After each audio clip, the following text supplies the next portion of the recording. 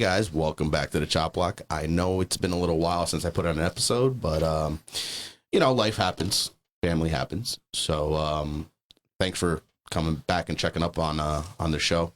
So today's going to be a both a return and also a first timer here on the Chop Block. One, you love him. It's actually his third appearance on the show. You are number 3 first timer. So I don't know what the hell that says. Yeah. I'm the best. I got Ant joining me. Say hello. The great cucumber. The great cucumber is amongst us. And then to his right, my left. Sir, would you like to introduce yourself since it's the first time? Brandon. I mean, you don't got to be like all on it. Barry White. Yeah, right? Sorry. Bwong. Brandon. All right. That stuff. Bwong. Yeah. Bwong. Whatever you want to call me. Oh, you could turn the microphone more towards you if you want to sit that direction. Just face it. There you go. All right, cool. Is that better? Yeah, we've been having a little bit of adjusting here. You guys will notice that the lighting's a little different. I'm trying something new here, so just stick with me on that.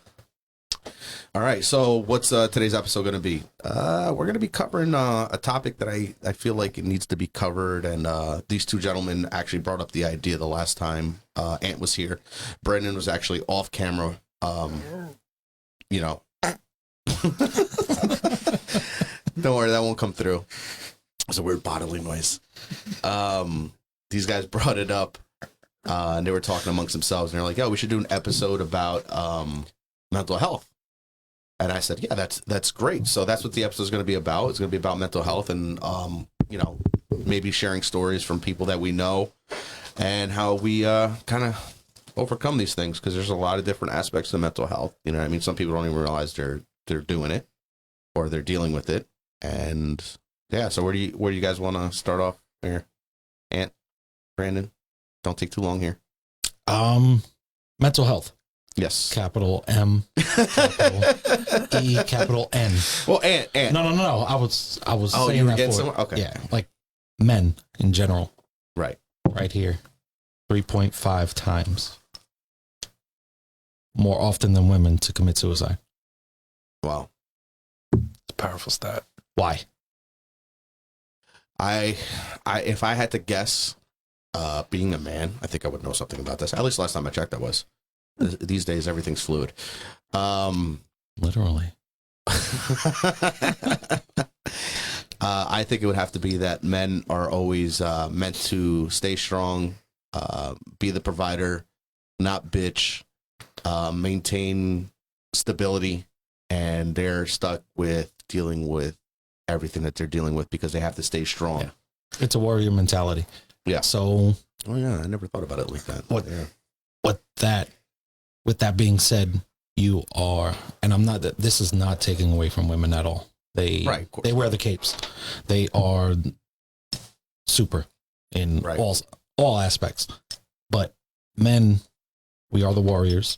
Mm-hmm. We are supposed to defend, provide women, security, children. Bring home the bacon, whatever. Right. So it's like when one thing goes wrong, everything starts to go through your head like, oh shit, can't do this. And I think that has to do with why there's so many. 3.5 times is a lot. Yeah, a lot. It definitely is. I have to agree with that. It's sad, but we're all guys here. We've all don't assume it's 2022. Don't assume. Yeah, you know what assuming does. Actually, that's not a you and me. Yeah, I think a lot of guys just keep a lot of shit bottled up because they got to be the tough guy, or they might have other males around them. Yeah, and other males might pick on them or treat them like shit, or just like judge them, and it's like, hey, I don't want to be a bitch. That's always the number one, especially in our day and age. It's like the number one mentality. I don't want to be a bitch. And then you have other people that, as crazy as it is, I'm going to say it, they are bitches. So it's like, where do you distinguish the line? You know what I mean? Because it's like, you don't want to. The good thing is that me and you are the same age. Right. I think you're a year older. You're almost 10 years younger. Right. So this is going to put a lot in perspective. Yeah. Which will be good. Yeah, I think so. My biggest outlook on it is like I said, you know what I mean? You got to just toughen up, keep everything bottled up, and then eventually some people just lose it. You know, maybe it might be that one little thing, and it's like next thing you know, you got a domestic abuse case on your hands. You know what I mean, or something like that. Right. Just like it's not that it's. Mind you, there are certain animals out there, certain individuals. This reminds me of Bill Burr. That do tuna casserole. Just start swinging. Sorry, I know the bit. Yeah, man, it's great. But yeah, you know, it's just like anything can set somebody off, and it's like that's why guys are like, oh, why'd you snap? You know, when you might have had a hard time at work or whatever. It's not so much. We shouldn't be asking why you snapped. It's what led up to it. Right. It's the camel that breaks the frog's back. Yeah. Right. So, and then next thing you know, you're fucking locked up because you did something wrong. You know what I mean? Like, granted, like I was saying, there are certain animals out there that do beat on their women, and that is absolutely not even right. And I'm not suggesting that by any means. Right. But not even so much domestic issues. It's just, it's the mental part of it. So It's like, damn, you know, I have all these bills. Mm-hmm. Can't make ends meet. Can't make it. Ends meet. Yeah. You know, now you feel like a failure. You feel less than a man. Now you feel like everything that you were brought up to be is turned to shit. Yeah, I think it takes a certain will to maintain that fortitude, but more importantly, I feel like you need a release. Every guy that deals with that, I feel like they need some sort of release, whether that's something as mundane as punching a bag, you know, like a punching bag. Or like one of those damn break room things where you just go there and just break shit. Yeah, I've always wanted to try that. I think everybody should do it. You know, or I haven't done it yet. Yo, for lack of better words, it may be just fucking having a good cry to yourself. Yeah, that definitely helps. That releases a shit ton of endorphins. You know what I mean? Also, what it releases a lot of endorphins is my personal way to get shit out is going to the gun range. Believe it or not, shooting that you do release a lot of endorphins. It's crazy. You get this euphoria, this high about it. That great show. I haven't watched that. I keep hearing about it. Missing out. Is that the one on HBO Max? Yes. Yeah. And it's good. No, I heard it's great. Really? Like, yeah, it's great. I heard it's kind of like weird though. Like it's like teenage life, man. A lot of high school kids just fucking or some shit. Yeah, but teenage life. It's a lot more than that. It's a lot more than that, and I feel like if you put it in that perspective, like you probably haven't watched it because I haven't. Yeah, I've just been hearing about it. So I don't know. I was scratching my neck after the first episode of the first season. Like Tyrell? And then, Tyrone Biggums. and then it killed me because now we have to wait. Y'all got any more than Euphoria? But yeah, it's good. Oh, it's really good. I'll check it out. I'm not subscribed to HBO Max. I'm one of those people. Oh, you could. Yeah. This is on YouTube, so we won't discuss how. But just that, we can. Yeah, I have friends that have HBO Max. Yeah, not to go too deep. Not to go too deep on a tangent on that, but how many fucking of these services they expect us to buy? For that, you might as well have kept everything on cable. Because by the end of the day, you're paying just as much with all these services. You got Paramount Plus and Disney Plus. Just got rid of cable. So and Pornhub, I know what you... Whoa. I know what you mean. Sorry, that last one slipped I know what you mean, though. Yep. Yeah. Everything is I'm subscription. not a member of that debauchery. Why pay for it? Yeah. But anywho. But yeah, back to the main topic. I mean, that has some in it, too, because, with she's into drugs and blah, blah, blah. Oh, okay. But mental health. Yeah, man. It's a lot more than just the domestic violence part, Yeah. That like you said, is the... Yeah, that's like I said, the straw that breaks camel's back. And, like I was saying before, it's release, but at the same time, too, it's mindfulness, which is something that nobody ever really talks about. You know what I mean? Listen, none of us here are mental health experts by any means necessary. No, but I wouldn't mind being somebody's therapist. And having a good friend to talk to matters a great deal. Yes, you know what I mean? Absolutely. Maybe that is your one release. That wouldn't judge. That is important. And knowing and feeling that trust that that person is not going to judge you. Now, I know that a lot of people confide in you with a lot of that stuff as well. A lot of that. Yeah. I've seen it firsthand, and you know, I know to stay away from it when that's happening. Well, you know, back when we used to hang out and whatnot. But yeah, man, that matters. I'm not an expert at all, but no, but you have a certain perspective on life. Oh, of course. Well, also, I'm not going to sugarcoat anything. I'm not going to no filter. No, you'll be fine. No. Yeah, I feel like if you want to have that conversation, we can do that. Right. I feel like it's very important. I never cared about what it was. Yeah. Some serious shit before, and it's like, damn. You know? Yeah, it's not. Sometimes you get hit with a serious story from a friend, and you're like, yo, what can I do for him or her? And it's like, sometimes there's nothing you can do just to be there for them. Yeah, right. You know, I think that matters. And suicide rates have gone up, and being there for somebody physically in person, talking to that person like one-on-one is vastly important. And considering the last 2 years, a lot of people have been cooped up because, let's face it, if you were still quarantining yourself a year into the pandemic, a year and a half into the pandemic, right, and you're still indoors and you haven't set foot outside and seen your friends in person, you are suffering from mental health issues. Oh, easily. Yeah. Both. That's the reason why you're still doing that, and also to the distance from a person. I don't give a shit about a Zoom call. Making eye contact with a person, which is another thing too. Guys, just real quick in terms of the show, I like to do this in person. The reason why I like to do that is because I understand the importance of looking into somebody's eyes, seeing their reaction. If you're on a Zoom call, man, you're always trying to, how should I put this? Look into the person's eyes, but you never do because the camera's here and the screen is there, right? Yeah, you don't have it's filtered somewhat. It's not an eyeball. Yeah, exactly. You know what I mean? It's not like you're able to read as well as write in the same direction. It's kind of one of those things. So that's why I try to stay away from doing Zoom interviews at all. And a lot of guys do. Like, podcasts are pretty much based on that shit. I don't like doing that. But anyway, back to what we were talking about. Yeah, man, having somebody there talking to you, getting you through the tough times, it matters. I've had that. I've had friends that have done that for me plenty of times. I've had some family members do that. I've had to help out some friends and some family members that way. You know what I mean? Sometimes it just comes unexpected. But well, I've had the same phone number for 17 years. Yep. So there's a good reason for it, right? So, anybody.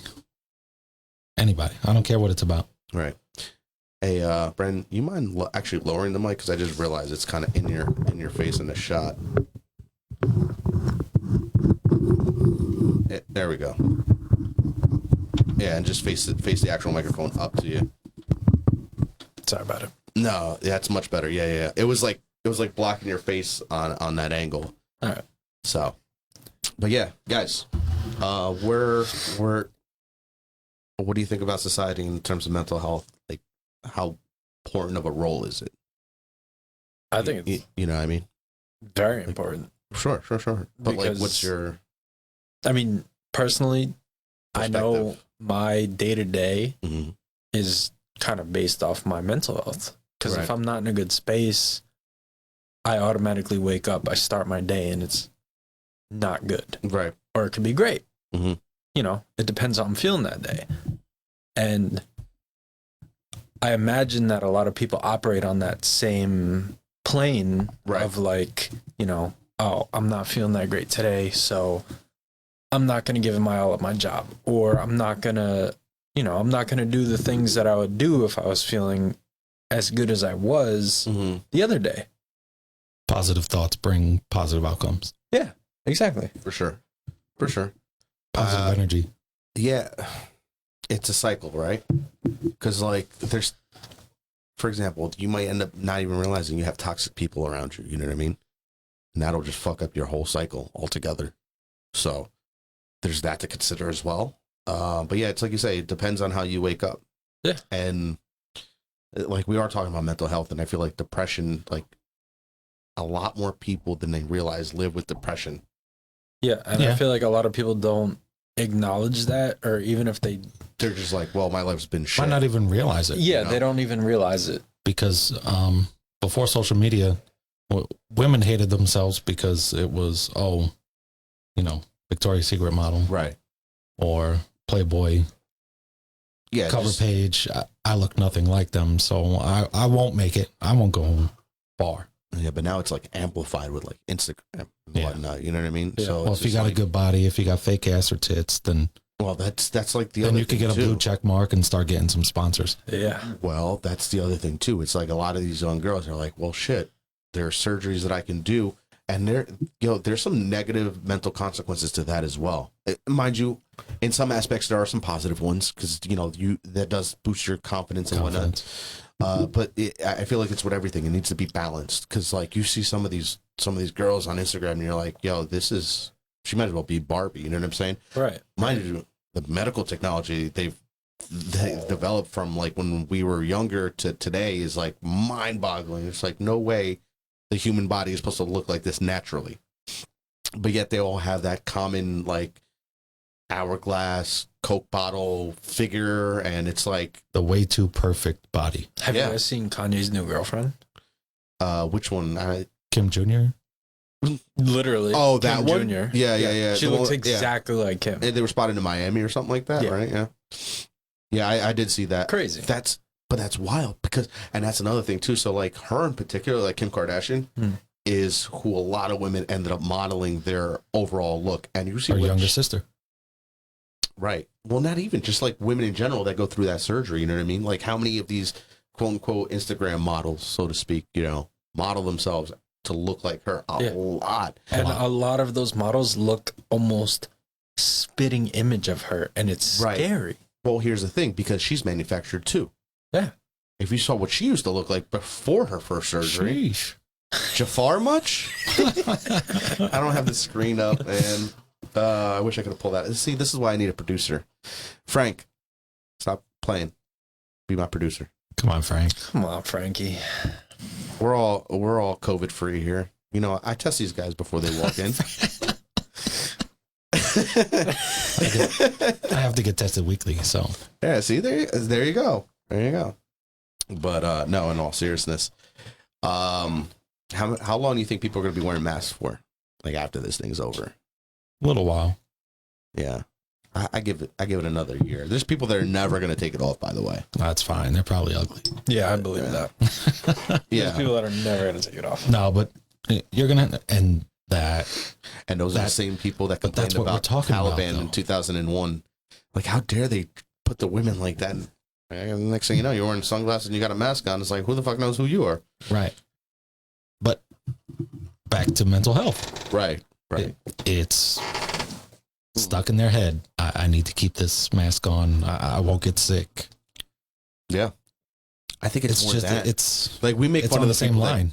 We make fun of the people that use masks in their car by themselves with all the windows up. Yeah, that's pretty. Yeah, that takes a special kind of individual. It's special kind of special. Special kind of special. Yeah.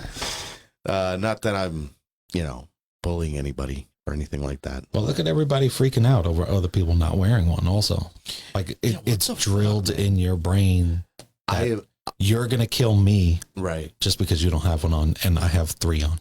Right. And that's the other thing too. So that's the other thing too, is like, I personally in 2 years have not seen anybody, because we're coming up on 2-year anniversary of COVID. It is March. Shout out. It is March 4th. No, correction, March 5th. Welcome to Midnight, gentlemen. Midnight hour. So yeah, we're just like a couple days away from the first initial lockdowns or whatever. So it'll be 2 years. But what I was getting at is, in those 2 years, I have not ran into anybody that has told me, put your mask on, like in public. And I'm just please tell me so I can rip you apart on this. But like, I don't even run into that. You know what I mean? I wish I did. Yeah, me too. Yeah, never seen that. I posted something on Twitter this past week. WTF, mate? Fuck, mate. It's funny we fucking keep saying that. WTF, mate? And that's old as fuck. Yeah, it is super old. About that time, eh? I think that came out when you were a fucking baby. Yeah, I was very young. Very young. I feel like that's when AOL was like the shit. I was like like before AIM. It was everybody was on AOL chat rooms. I feel like my age group was on the very tail end of everything you guys experienced first. Yes. Yeah. Because like I was on AIM, but it was late. Right. MySpace, late. Facebook, late. Everything like I was late too. Yeah, well, you were at the dawn of your own personal experience, right? Well, yeah, but I feel like you guys were like the first generation to experience all of those things. We are the best generation.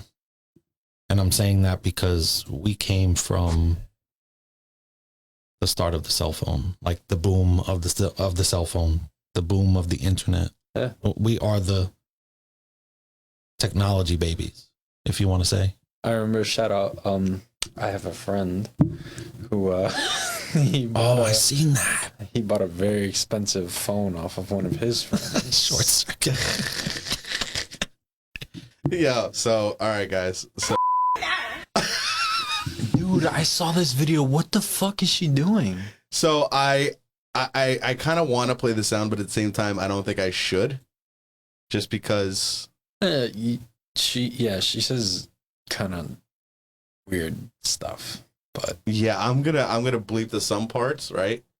So you guys want to talk about mental health? Well, then check this out. My matter. Black lives matter. My matter. Some people hold it. Black lives matter. My great time. Have a great time, ma'am. Black lives matter. My matter. All right, so it's almost done. Matter, but her fucking She's just over here breaking shit at a Walmart, yo. This is terrible. By the way, guys, so all I'm gonna say is you guys weren't able to hear exactly what she was saying because it was so many bleeps, but every single one of the bleeps is pretty much female. Meow. Yeah, the meow. So meow meow. That's what she was talking about. So take that into perspective. And my post was when NPCs start short circuiting, this is what you get. So I wasn't the original post. I quote tweeted it. It's from Benny Johnson. So I hear he's a conservative. I don't know anything about the guy. Shout out, Benny. Yeah, I guess shout out. The guy's got a lot of fucking really funny shit that comes up. But yeah, man, it's like, yo, and on top of which, like, that just reminded me. You had all these protests that happened in 2020, right? You had COVID, right? You had these people buying into everything that was coming off the TV, right? Fraud. Huh? Fraud. Yeah. A lot of things. Are we getting a buzz? Yes. I'm hearing something. Hear it. Moving on.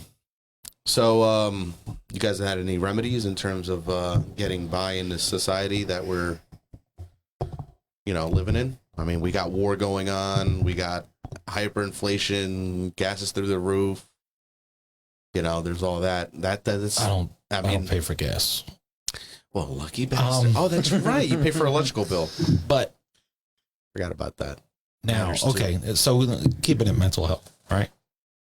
My meow meow matters. Go ahead. Oh man. So now you have to budget 3 times the amount of gas. Right. Yeah, it is 3 times, and it might be up to 5. It might end up being up to 5, depending on how things go. That's insane.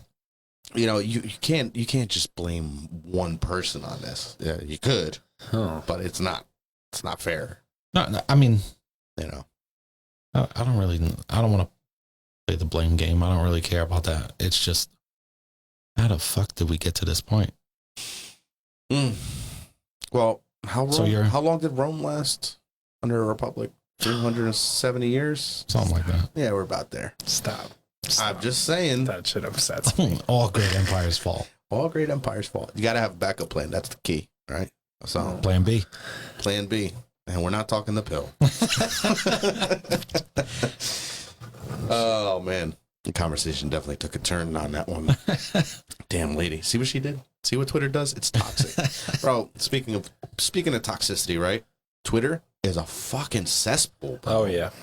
Oh my Absolutely. God, I had no idea how bad it is. Like before doing the show, I never had a Twitter. I'm like, You've never been on Twitter before this? No, not at all. Like somebody would send me a link to something on Twitter and I would check it out or whatever. But in all honesty, nah, man, it's horrible. Well, Joe really only had Twitter for porn. I mean, now that's out there. But that's been for years. Yeah, it's a great place for that, but it's also like... But it's against the community guidelines, but yet people get banned. The fuck? It's an absolute cesspool, for sure. Yeah. But I feel like you can get a lot of angles on every single topic. Mm-hmm. But it... You know, depending on who you follow, like, it can sway your opinion. So, like, I'm not a... For sure, 110%. Yeah. Like, I put it to you like this, right? So, I started following a handful of guys that I knew that were on Twitter. I'm like, okay, I want to see their opinion, right? And then, you know, it's like, oh, would you like to follow these people?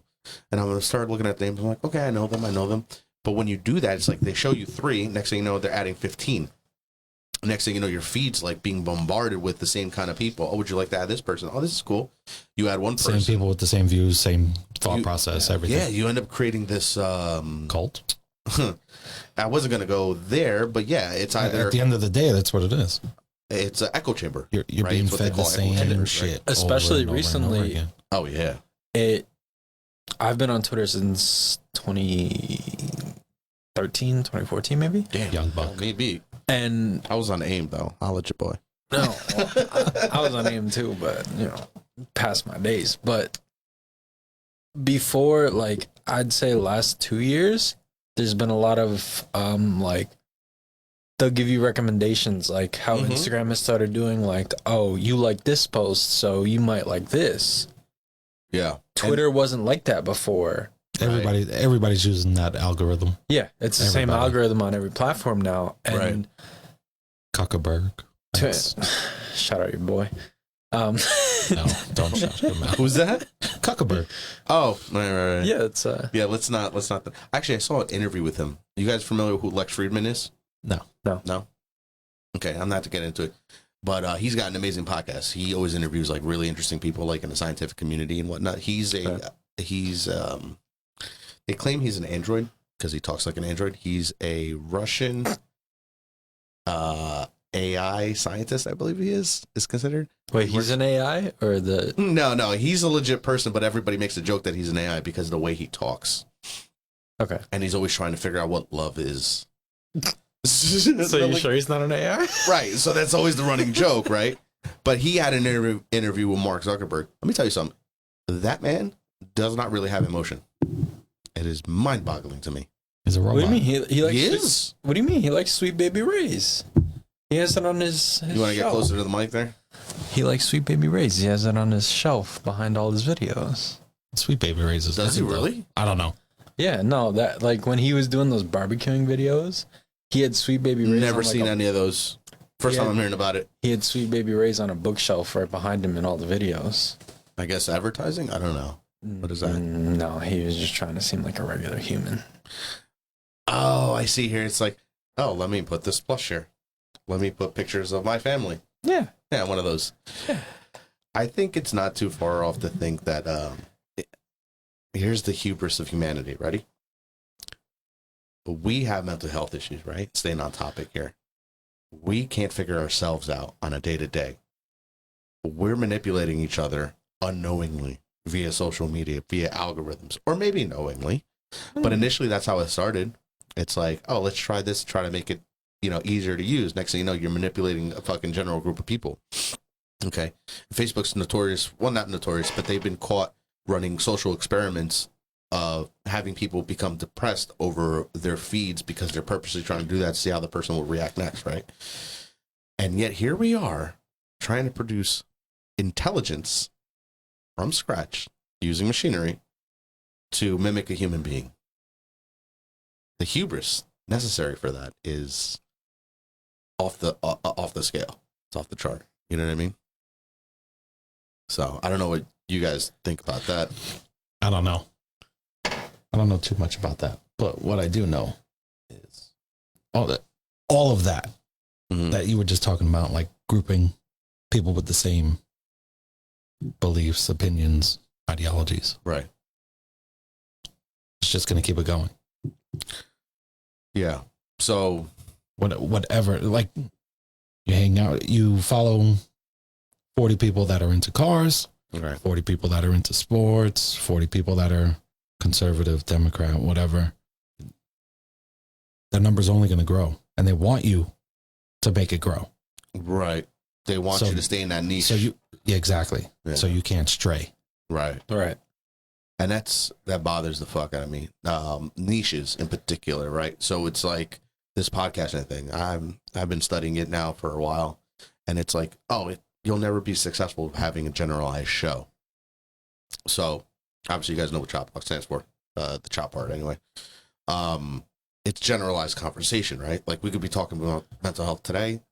Next episode, I could be talking about conspiracy theory. The following episode, I could just be hanging out with a bunch of friends and fucking telling funny stories, right? It's very generalized. That show would never end. Well, funny stories, that would never end. Well, I tried doing it in episode 10, but everybody was being so reserved, except for Joe. Shout out, Joe Foe. But what I'm getting at is, right, so it's like, in order for you to be successful, you have to have a niche. You have to attach yourself to something in particular. This is what all the people say in terms to make your growth, whether it's YouTube or podcasting or whatever, just growth in general on social media, right? You have to have your niche where you can attract your people. Yeah, I understand you have to build a base. You have to get an audience, whatever the fucking case is, right? I get that. And it may not be easy by doing it generally, because this episode may be interesting to one person, to the next person it's not going to be. And I've been seeing that as a trend. And this is now episode 16. So I've been able to now accumulate enough data, as it were, to figure that part out. Right. But I'm not for the whole niche thing, because it turns into what you were saying. You know what I mean? It's like you end up creating these echo chambers. You end up creating, I just want to sit down and have a conversation. Right. You know what I mean? Like I want to talk about the difficult things, the easy things, the fun things, all of that. You know what I mean? The inspiration came from Duncan. How many different conversations would we have there? I mean, mind you, there's a lot of things we would say there that we can't say here per se. Well, mostly. But that's what I'm getting at. We spoke about everything. Aliens, video games, sports. Right. What are we doing the next day? Like the next day, we're talking everything about everything was up for grabs. Yeah. So when you listen to podcasts, Brown, what are you looking for? Are you looking for something in particular, or are you looking for something you relate to? I see what you're doing. Because me personally, when I listen to a podcast, I like this podcast because it's, for lack of a better words, it's all over the place. Right. But that's what I like, because it's, like you said, it's like general conversation. Right. I like to listen to general conversation. Granted, I do listen to certain things that are based off one thing, but most of the time, like say I'm listening to a sports podcast, they'll also branch off on other things, and they'll talk about pop culture. They'll talk about this, talk about that. It's not like they have some sort of general direction, but at the end of the day, it's all discussion about anything and everything. Right. And that's what I look for in a podcast. I don't mind that, but some people may have a problem. Well, with that's it. not so personally. much. That's what I like. I get what you're saying. So for me, it's like there's a handful of people I listen to as for general podcasts, general conversation, right? Like discussions. Yeah. You know what I mean? Or I'll look for a particular individual to be on a show that is generalized discussion, and maybe whatever. I want to know more about this person, right? And then there's that too. There are the niches that I do listen to. Like there's a couple conspiracy podcasts. Yeah, of course. There's definitely niches, but right. So there's that too. There's I listen to a podcast. It's a narrator from Audible. One of my favorite narrators, R.C. Bray. Shout out. The guy's amazing. Shout out. Yeah, he was so awesome. And he has his own podcast now. It's exclusively on that platform. But the point is, it's like I want to hear him speaking to the authors that he's worked with, who are authors I also listen to. Or because I listen to audiobooks, right? Right. So there are niches. Don't get me wrong. Well, who am I? I'm nobody. I'm not a specialist in anything.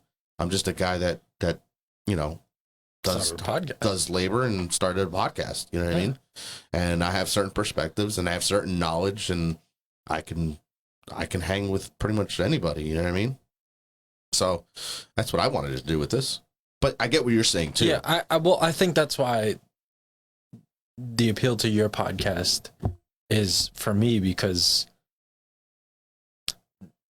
lack for a better word, you're a common man, but like, right. You know what I mean? That's what I wanted to do. Yeah, you can appeal to everybody, right? And that's what I like. Yeah, I appreciate that. I do appreciate that. Thank you. By the way, there's a handful of people out there, Brandon being one of them, that regularly will reach out to me, and give me feedback on the podcast. You know what I mean? I'm not gonna say everybody, but yeah, and I appreciate each and every one of you that do. So thank you for that, and thank you for those of you listening or watching. I appreciate that. So yeah.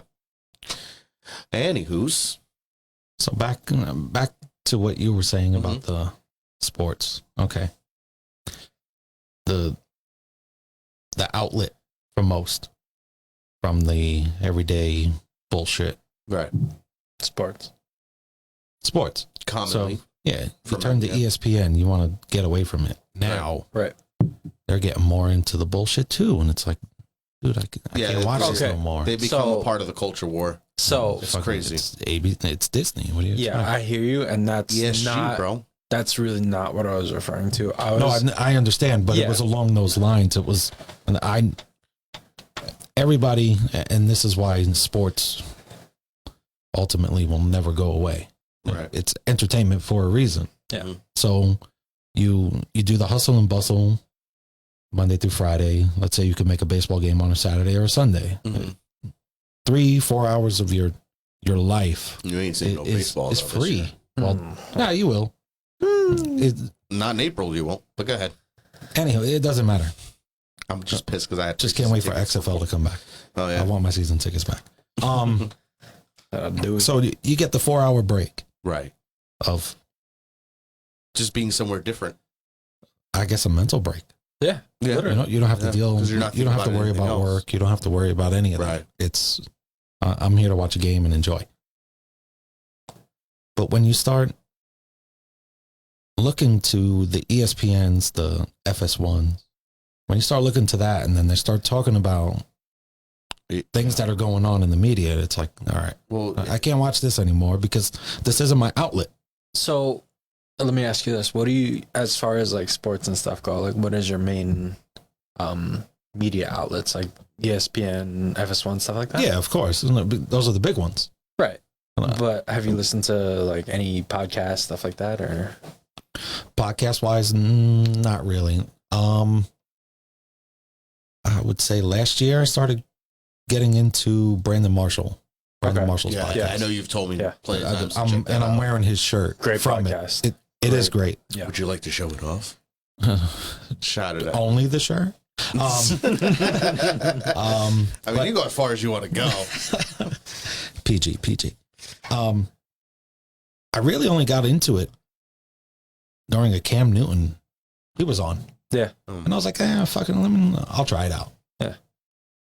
They started talking about like mental health because Brandon Marshall was having mental health issues. Yeah, they dig a lot deeper than the main media outlets. And I feel like that's why, as far as like podcasts and stuff go, like for sports, they're starting to overtake the main media outlets because, I mean, I agree with that. Yeah, I agree with because that. people don't want, like you were saying, like it's ESPN stuff like that. Like they're starting to they're also able to be themselves, and that's why I liked watching it because Brandon Marshall was on one of those. I think it was on FS1. It doesn't even matter, but he was on one of them and couldn't really be himself. You could see a lot of these guys can't be themselves. Yeah, because they're on network TV.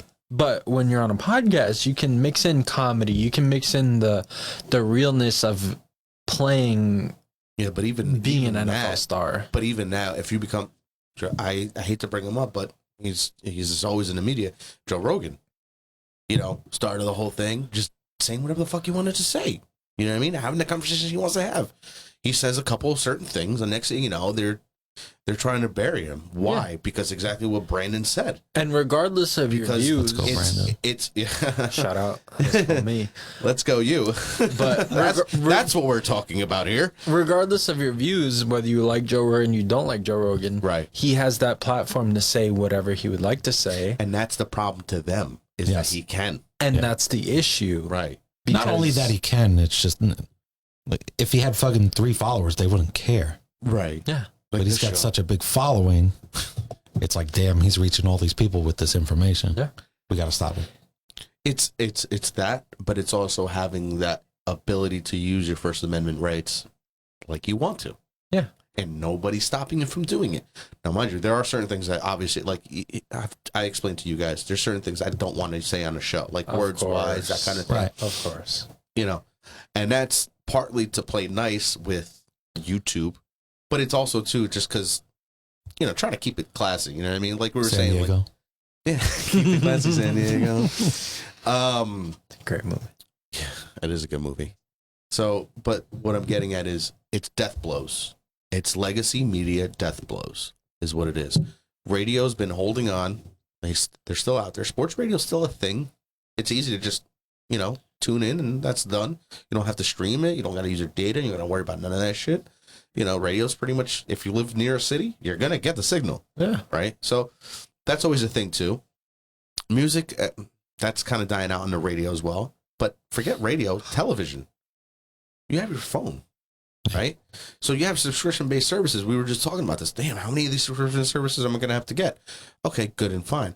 But now you're concentrating on that. So what's happening to cable television? It's dying out. Now, a lot of them have been trying to push their own subscription-based product, but at what point are you like, yo, I'm paying like $300 for fucking entertainment? What am I doing here? Yeah, you know, because it's like, oh, I want to cut the cord. I'm going to save me money, right? Wasn't that always the thing like a couple years back? Yeah, that was the original plan. Yeah, you save money by cutting Netflix, the cord. Right? You had Hulu, Netflix, whatever, and what was the other one? I'm missing one. Hulu, Netflix. Well, like, was that it? Yeah, pretty much. I feel like as far as one. I mean, back then, as far as streaming services go, yeah. Right. But then now you have Disney Plus, Paramount Plus, HBO Max. Yeah. This, that, and the other things. You have DC Universe. You have what was the other one? I was like, what the? Well, even news. You know, whether it's CNN, whether it's Fox, whether it's Peacock is the other one. Oh yeah, Peacock's the NBC one. Yeah, and. You know, you have all these different services. Next thing you know, you're paying like this a bunch of money. It's like, dude, not for nothing. But why the hell do I even care? Yeah. You know what I mean? Like when you had cable, it's like, oh yeah, on demand, just boop, boop. If it was on network television, it was free. Right. But even then, they started changing that because after a month, the episode's been aired. Next thing you know, you got to pay $1.99 to watch that episode. Yeah. But it's like, why are they doing that? Well, it makes perfect sense. They're losing out on money. And like we had kind of like briefly touched on, there's a lot of other means to watch this stuff. You know what I mean? Like we know somebody that's able to get it like this. Yeah. You know, mind you, it's illegal, you know, but it's doable. Well, shit, I can say this because it's been over 10 years. Back in the day, BitTorrents.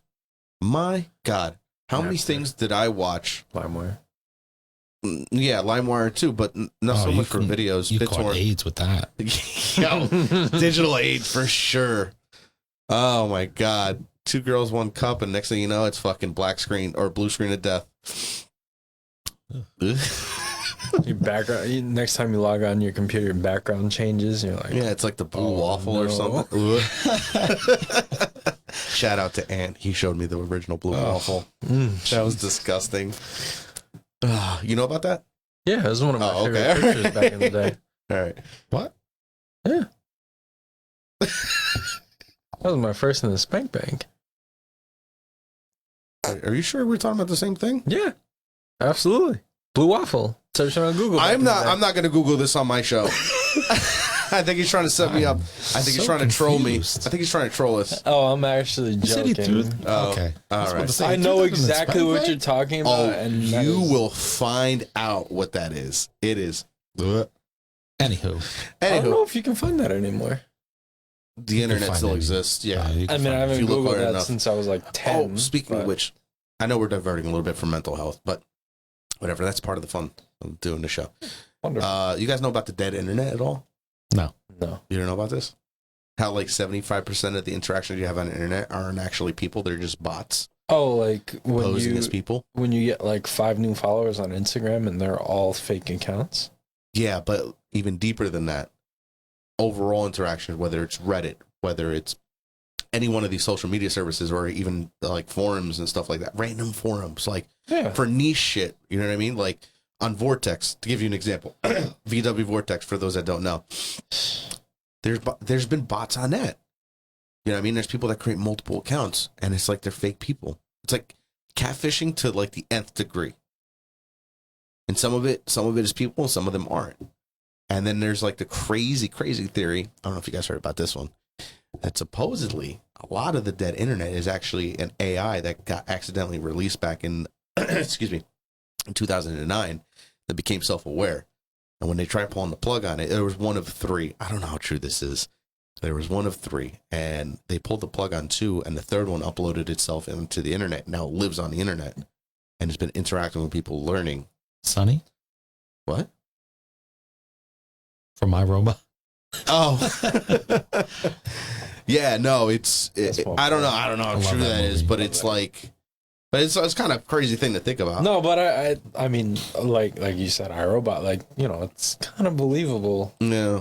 That it could be a thing. Yeah, it's possible. I mean, who's to say that it's not already happening? You guys ever watch a show on Netflix? Watson. That's true. And think about it like this: how much resources exist connected to the internet that aren't being used, like old servers and shit like that. We were having this discussion. I got an old computer sitting right there. Yeah. Not going to use it, but still connected to the internet. It's only 10 years old, but it's like a relic. Yeah, but now you have 1,000 of those hooked up to it. Yeah. You have networking. You know, what is that? Neural net type thing. You know, different nodes, and it's running all off of that. It's not impossible to think about. You know what I mean? Yeah, all the better shit's obviously more expensive and be not kept on, but realistically, though, you know what I mean? So, it's possible. Where was I going with this? I forget where the fuck I was going. Anyway, guys, what do you want to do here? You want to take a time out? Okay. I gotta piss my brains out. Well, okay. You know what I mean? Like, I feel like a lot of that affects my day to day, like as far as like the way I grew up and the way things went. And I have a hard time waking up, no matter however many hours of sleep I get. Yeah, that's battling depression. I know what that's like. Yeah, I wake up sometimes feeling like that. Some days I don't go to work. You know, my wife didn't know that. Yeah, well, you know, sometimes I quote unquote wake up. Apparently I wake up, but like I don't remember waking up. I'll just shut my alarm off and then I'll wake up and it's 3:00 in the afternoon and I'm like, what? Like, how the fuck did I sleep through everything? But I don't remember anything. Like, I just wake up. You slept through it. Yeah, it's because your body doesn't want to do, or your mind doesn't want to necessarily deal with it. You know what I mean? Yeah. I think. Are you goal oriented at all, or what do you mean by that? Like, is there like future goals you want to accomplish? Yes. Okay. Are those lifetime goals or are those short time goals? You didn't give me a check. Just listen to it. Hey, Merrick, I'll tell you something. That's the most Steve Harvey? amazing tip. Since what you were just saying. When you wake up in the morning, stop saying, I got to go to work. I got to work out. I got to get this weight off of me. I got to go and meet with the people at the school. I got to deal with my coworkers. Change one word in that sentence, and everything about your life changes. I get to wake up in the morning. I get to go to work. I get to go and meet with these people today. When you say I got to, you take all of your opportunities and all of your blessings and you wrap them up in stress by saying I got to. You take all the stress off of it when you say I get to. an interesting way to put it. Yeah. See, I agree with that sentiment, but I have a problem with Feeling that way. feeling that way. Yeah. Because, like, I would love to feel like instead of I have to, I want to. Mm-hmm. You know what I mean? But for some reason, and I always feel like this is an excuse, like, oh, it's in my brain, like, I can't, like, it's not a want, it's a need or whatever. Mm-hmm. Like, I feel like I can't fix that in my brain, and I always feel like, oh, that's just an excuse. Like, as much as I want to do those things, my mind tells me I can't. And I don't know how to fix my mind and how to fix You're my... not religious, right? What? You're not religious, right? No. Okay, me neither. When he's religious. Okay. So when he says I get to get up in the morning, it's pretty much God woke me up. Yeah, he allowed. When I get to God do this, allowed when you I get to do that, when you change that, and it makes sense, and that's why I looked. It makes absolute sense. Yeah, it's not so much I have to, like I got to is I have to. Yeah, you have the privilege. So I have to get up. I have to go to work. Right. I have to see these fucking people at work. When you put it like that, you're like, I have to. Like, I can't change that. I need to do that. But when you say I get to, it's I have the chance or the opportunity. So you were saying, I understand where he's coming from. Yeah, right. And okay. I would love to believe that. Right. So here's my thing. He's using religion as a mechanism. Right. Right. In order to accomplish his thought process, to achieve the ability to accomplish those things, those thoughts, that mentality. Yeah. And not to cut you off, but like, that's why I believe religion is a good, as much as I hate religion, I believe it's a good thing. For sure. Yes. Because there's certain people who use religion in that way, and like, that makes them go. And like, I think that's wonderful. So when I say mindfulness, what do you think? What's the first thing that comes to mind? Mindfulness? Yeah. I don't know what you mean by mindfulness. That's what the first thing comes to mind. So you're not you understand what mindfulness is, right? Yeah. Okay. So mindfulness is a type of self-reflection. Okay. Okay. Is putting yourself outside of a situation. By the way, can we start recording? Sure. Yeah, whatever. Yeah. Okay. All right. So I'll start from there. Yeah. Right. Okay. All right, and we're back real quick. Hey, Ant, can you kind of scoot up a little bit? There we go. Okay, all right. Seeing me. Yeah, well, I got to keep you in frame, guy. Beautiful. So we were talking just a little while ago. We took a little break, and I started talking about mindfulness. You know what I mean? And like, so Brandon, I asked you, right? What do you think? Circling back to the whole mental health thing, of course. Right. What do you think when you hear mindfulness? Right. And what your answer was? I'm not really sure what you mean by that question. Mindfulness, right? But yeah. So mindfulness, my understanding of it, right? And this is not like a dictionary understanding of it, but this is what I've come to learn in turn when I hear that, and so on, is having the ability to self-reflect upon your day-to-day activities. If something's keeping you down, if you are missing something, if you feel like you're down or you can't get up, or it's just like, damn, this day is absolute crap. Like, having that ability, and which is incredibly difficult, but it is doable. I think anybody can accomplish this. Everybody accomplishes it in their own way. Some people meditate, some people listen to music and interpret from there, but it's the ability to pull yourself away from yourself, having a quote unquote like out of body experience, if you will, right? And sitting there and analyzing, well, why do I feel this way? Well, why am I pissed off? What pissed me off? Right? Or what's keeping me down? Or why can't I wake up in the morning? Or what's keeping me away from accomplishing my goals? And everybody, like we also mentioned too, it's like some people use religion for that, to keep them anchored, to keep them their mindfulness, and there is something to be said about prayer, just the same way there is something to be said about meditation. It's a form of meditation, is prayer. Is whether it's hymns or whether it's just praying to God on your own. What's that? Hers. But the point of what I'm trying to get at too is essentially is getting that ability to be outside of yourself. Right. Okay. How you accomplish that is entirely up to the individual. Wow, that one went flying. Sorry. It's all right. So like for a while there, I did meditation, like in my early 20s. Right. I was doing meditation, and it was something so stupid. It was like, I looked it up online. I'm like, how does one meditate? Right. So the way I found out was real easy is you light a candle. You're in a room by yourself. You sit on the floor and you use the candle and you focus on the flame, on that single flame. And it's not that you're trying to control the flame. It's the flame is being used as a focusing mechanism. Next thing, like your guide. Right. Next thing you know, your mind, your subconscious takes over into your conscious, and you start having these thoughts and these reflections. And next thing you know, you're like, oh, it's something, it'll come like this. Yeah, it's like, oh, click. This is the problem. This is where my, my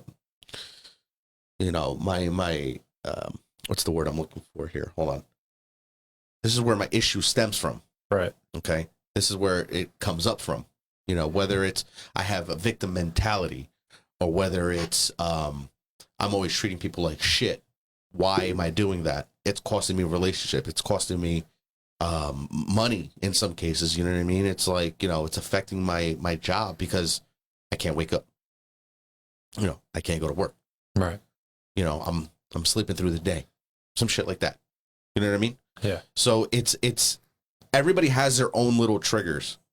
But the one thing I will say is almost you got to treat it like a ritual, in that and when I say ritual, I mean you have to do something, you have to do it consistently, right, in order for you to achieve that focal point. Some people use going to the gym, yeah, okay, so as a way of doing it. You know what I mean?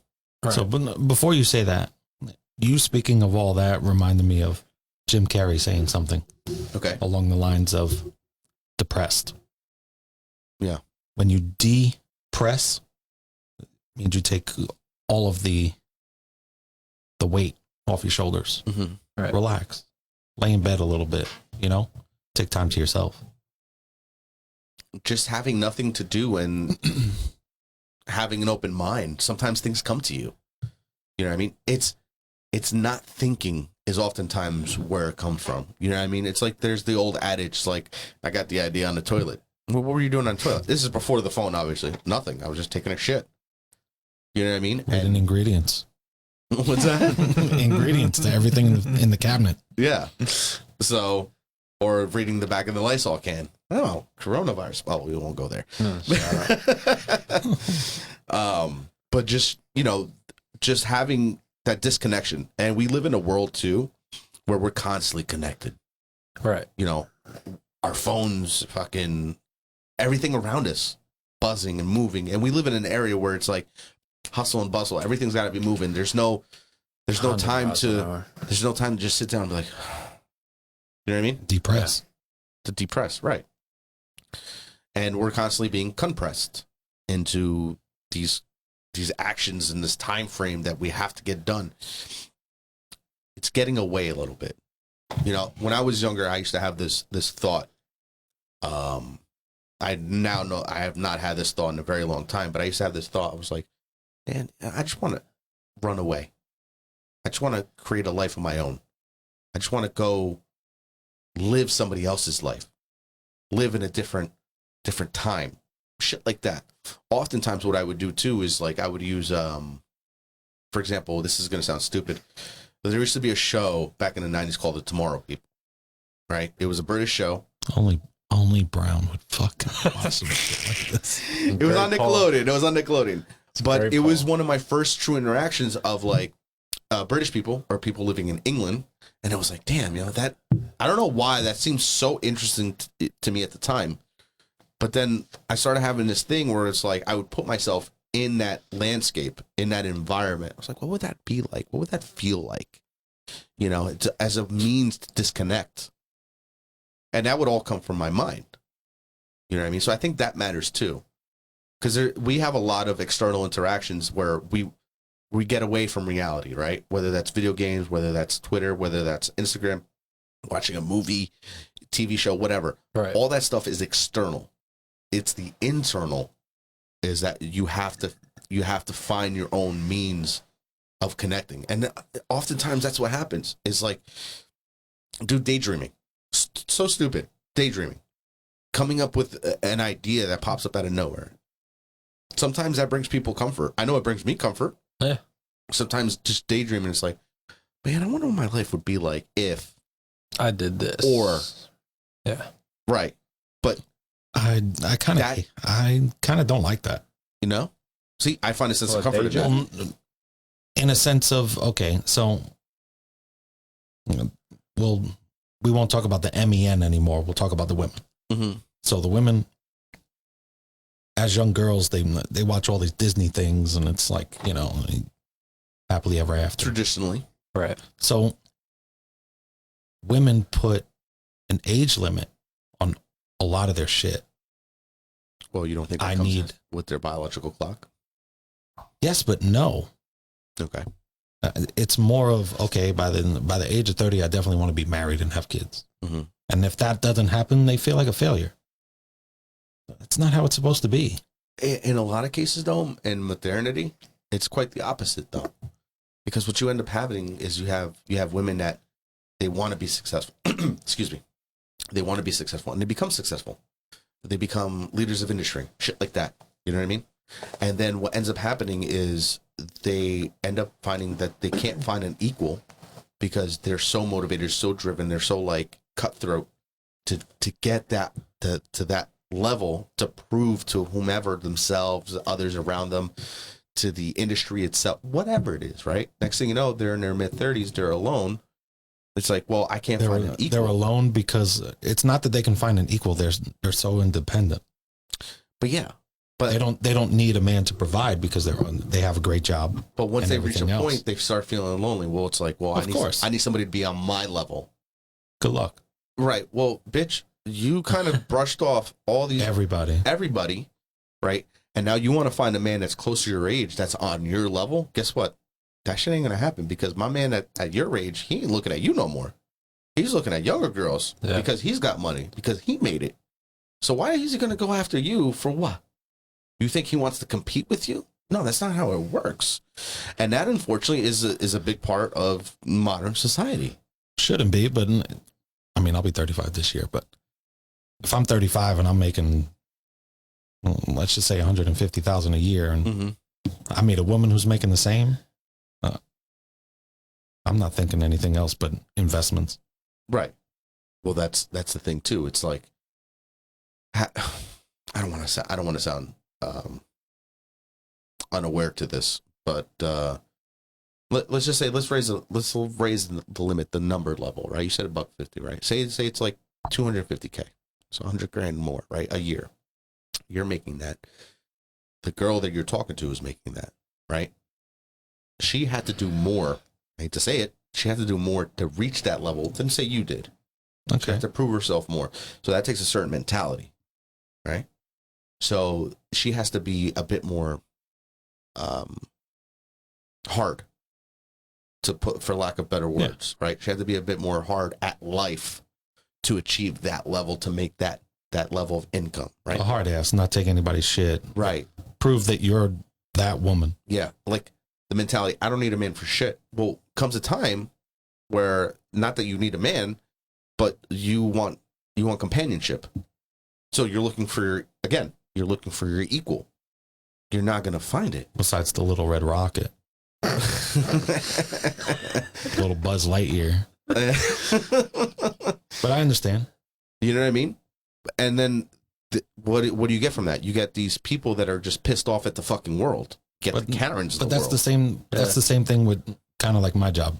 Okay. Because we're unionized. Right. So once you make top rate, it doesn't matter man or woman. You're both equal. Yeah, it's an equal. According to pay. Mm-hmm. So the women realize, okay, why should I date somebody who I even work with? We make the same thing. Like, you're not better than me. Then they become independent. Back to what you said. Now, mid-30s, maybe pushing 40, you're lonely as fuck because you already pushed everybody away because you're so independent.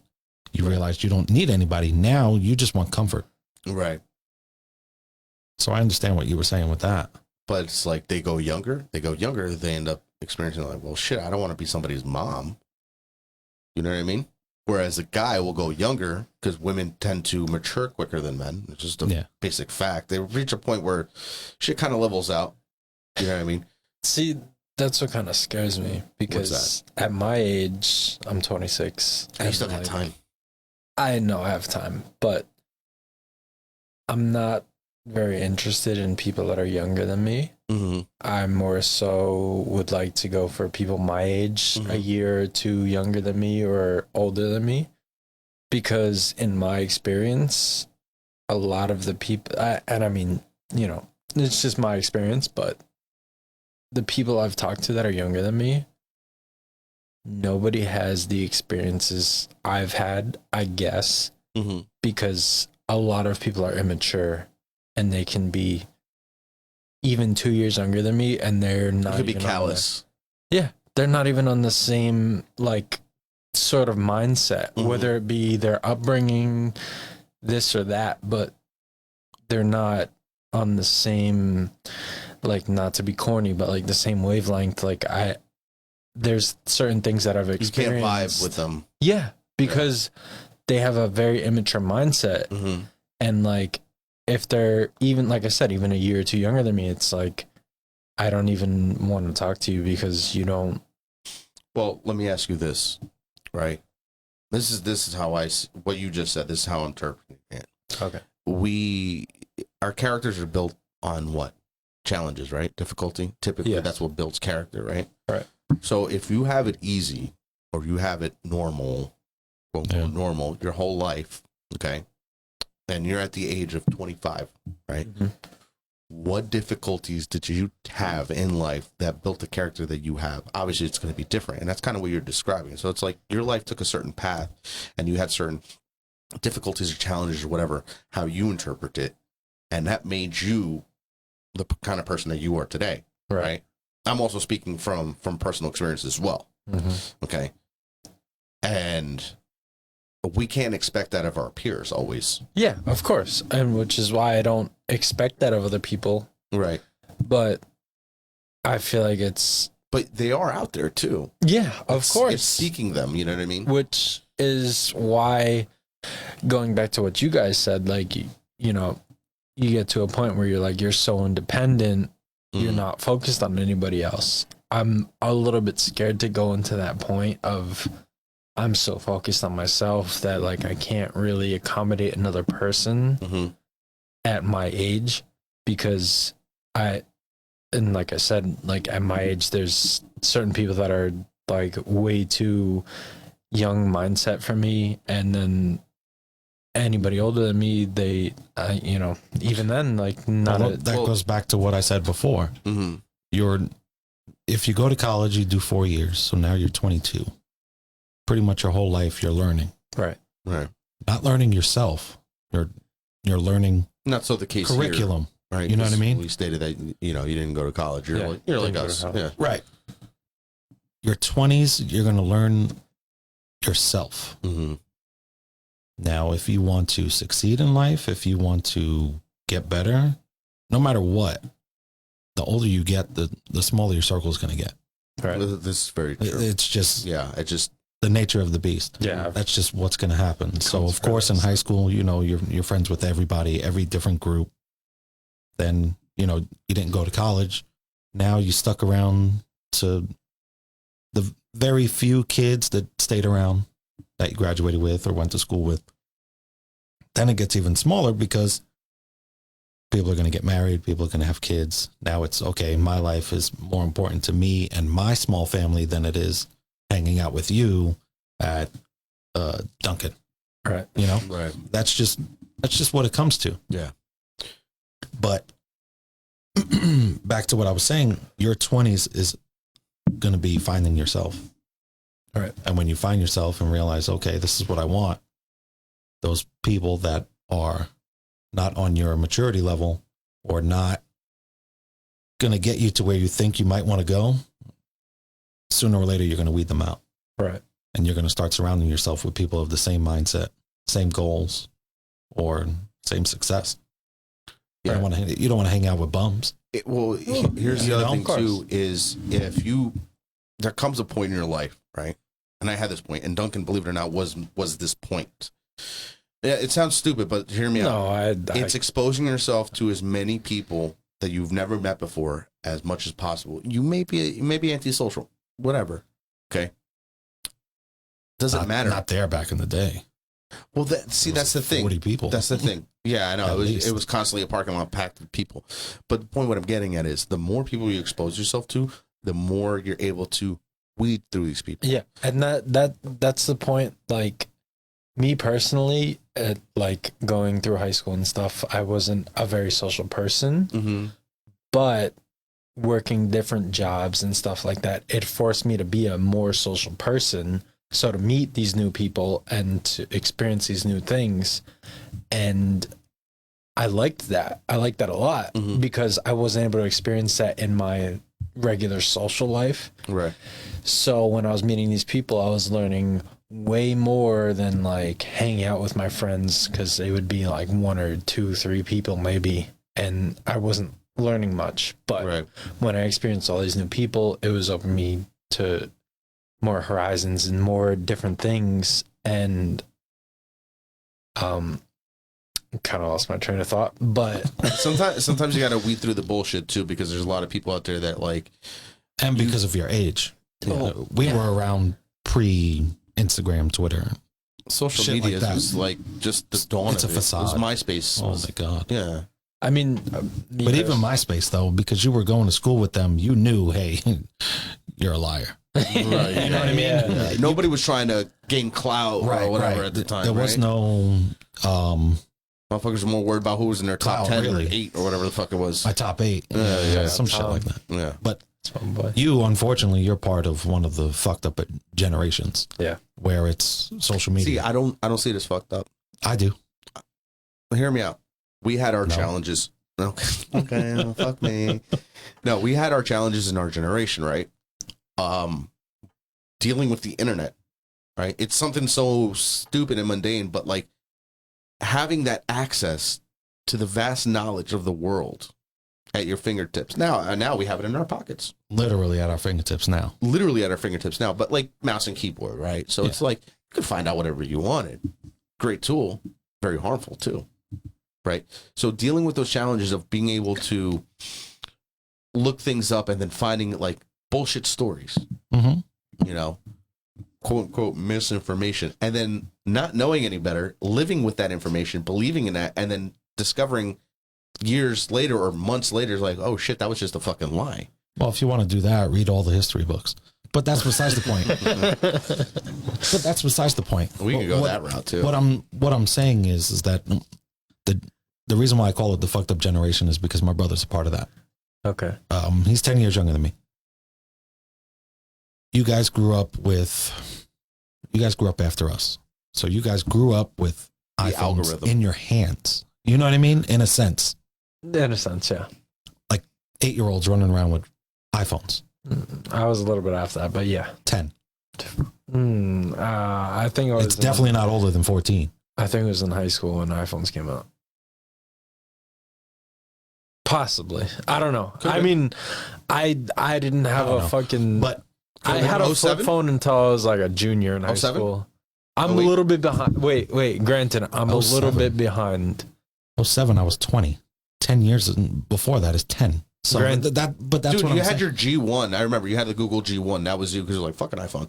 I fucking hate iPhone. Wait. Like I said, I was a little bit behind. I had a flip phone until I was a junior in high school. So like iPhones could have been out 2 or 3 years. I had a flip phone in high school. Yeah. iPhones could have been out 2-3 years before I had a Nextel. I was a junior in high school, so it could be younger, but that's what I remember. But you know, okay, so back in any case, whatever. Back to my point. The reason why I'm saying that is because my brother years ago used to show me shit all the time, and I'm like, it's fake. Yeah, you know what I mean? Like you're talking about misinformation, right? This is editing, green screen. On the spot, though. Yeah, this is everything that you can think of because of the technology that we have. Right. Filters. Right. You know, all of that. That's why I say it's a fucked up generation. The disconnection. Because everything is a facade. Disconnection has to be a thing. It's like, damn, this guy is so fucking happy. He's got this, he's got that, he's got this, he's got that. But the ones who really know him know he's a fucking liar. Yeah. And or she. I completely agree with you. And I hate to say stuff like that because I hate to sound like that guy, like to be like cornball, whatever. But like, it just be you. It's not cornball. It's real. Yeah. Yeah. Well, like that's what my generation is. It's a bunch of like fake bullshit. Like, so you know what? Be the outlier. Just fuck all that noise. Yeah, there's that too, man. Like, yo, listen, here's the thing. There is one thing fitting in. This is something I've learned the hard way. There's one thing fitting in. Standing out. And there's another thing to just being you. Standing out. Doesn't even have to be standing out. Well, if you're not just being true to yourself. If you're not fitting in with the mold that they want you to be, then you're standing out. You're the outsider. Right. You're you being yourself and not forming to what they want you to form to. Yeah, but it's not about acceptance or any of that, right? That I'm getting at. It's just a matter of being faithful to yourself. Yeah. Yeah. You know, and believe it or not, it's stupid to say this, but I gained a shit ton of confidence from working out when I was working. Obviously, I'm working out now. Look at me. But when I lost a bunch of weight and I worked out, okay, I gained a shit ton of confidence. That was life-changing for me, because you could see more of it. Dude. Ain't that the truth? Hey, I just gained another inch. Dude, Never happened, by the way. When I was in high school. Sorry to hear that. Tuna can. Senior year in high school. Sorry, Brandon. You're good. Senior year of high school, I was probably like 380, almost 400 pounds. Right. Yeah, I remember. You were much bigger. Yeah. I remember that. But after I graduated high school, I had a regular job, never went to college, you know, it's working hands-on, stuff like that. Right. And then I lost a bunch of weight and I started going to the gym. I was feeling great. Like, had a girlfriend, first time in my life, first girl I've ever spoken to. And I was feeling wonderful. Lost like over 100 pounds. Besides the fact, but I was feeling wonderful. No, that matters. Yeah. Like it my outlook on life completely changed because in high school, I, fuck it, I'll air myself out. Like I had super long hair, still have long hair, but my hair was super long. And like when I was walking through the halls of high school, I literally wore it in front of my face so nobody could see my face. Yeah, because you were more antisocial. I was super antisocial. And like, that made it a lot worse on my high school years. Like, I know a lot of people who enjoyed their high school years. Were you antisocial or were you not confident? Because that's different. There is a difference there. Were you ashamed of how you looked? Or was it, you know what? I don't like any of these people. I can't wait to get out of here. I think it was a mixture of both, but more so self-confidence. I probably was a lot more or less confident myself rather than I hated everybody, but I did hate everybody. 60-40? Yeah. Okay. Yeah, probably 60-40. But after I graduated... You keep tapping the microphone. I'm sorry. No, sorry. After I graduated, I kind of, realized like, okay, maybe everybody's not as bad as I think. Like, it's probably rooted in myself and like as I grew up. So started changing myself, got a job, whatever, started improving myself, and I felt great. So that feeling, right? I want you to remember that feeling and try as much as possible to get that feeling again. If that should be a goal, that's absolutely the goal, because you know what I mean? Because that's like a crackhead. You're always going to go back for that high that you're never going to get back. No, it's not about that. It's about attempting to get to that again. Yeah. Because you may achieve it. You may achieve a certain equilibrium by doing it. You know what I mean? Yeah, I have reached that high before. If you want to. No, that high is real. Sorry. That's a real thing. Yeah, no, I have reached that high before, and like I've lost it plenty of times, but I want to just live on that high. not necessarily live on that high, but like I want to be in that mindset where I'm happy with myself, and I want to continue to be the person I want to be. I get what you're saying. Very hard. Finding a balance in between the two matters. Yes, exactly. You know? Yeah. Because I've been there. I've been on that high. I know what you're talking about. Yeah. It's fucking intoxicating. Yeah. Right?